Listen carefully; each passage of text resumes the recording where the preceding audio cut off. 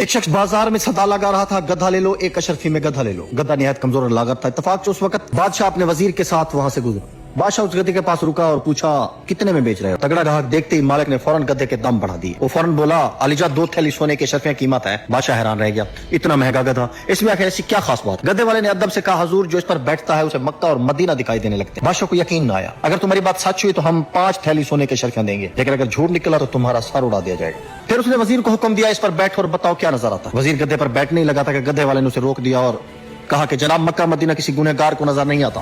وزیر غصے سے بولا ہم گنہگار نہیں، ایک طرف ہو۔ وہ بیٹھ گیا مگر ظاہر ہے کچھ نظر نہ آیا۔ اب وہ سوچنے لگا کہ اگر سچ بتا دیا تو رسوائی ہوگی۔ اچانک زور سے چلایا سبحان اللہ، ماشاءاللہ، الحمدللہ، کیا روحانی منظر ہے مکہ مدینہ۔ بادشاہ بے چین ہو گیا، ہٹو ہمیں بھی دیکھنے دو، اور خود گدھے پر بیٹھ گیا، لیکن اسے بھی کچھ دکھائی نہ دیا۔ مگر بادشاہ ہونے کا پردہ رکھنا ضروری تھا۔ وہ آنکھوں میں آنسو بھر کر بولا واہ میرے مولا کیا کرامت، میرا وزیر تو صرف مکہ مدینہ تک پہنچا، مجھے تو ساتھ ساتھ جنت بھی دکھائی دے رہی ہے۔ بادشاہ کے اترتے ہی عوام ٹوٹ پڑی، کوئی گدھے کو چھونے لگا، کوئی چومنے لگا، کوئی اس کے بال کاٹ کر تبرک کے طور پر رکھنے لگا۔ ہمارے معاشرے میں بھی ایسے ہی کچھ جعلساز اور مکار پھرتے ہیں، دین کا نام دینی اصلاحات اور کرامتوں کی کہانیاں استعمال کر کے لوگوں کو دھوکہ دیتے ہیں، اور سادہ لو عوام بے وقوف بن کر ان کے پیچھے چل پڑتی ہے، اور پھر ایک وقت آتا ہے کہ انہیں سچے ولی اللہ اور ڈھونگی پیروں میں فرق ہی نظر نہیں آتا۔ اللہ رب العزت ہمیں سچے اولیاء کی پہچان اور عزت و تکریم کی توفیق عطا فرمائے، آمین۔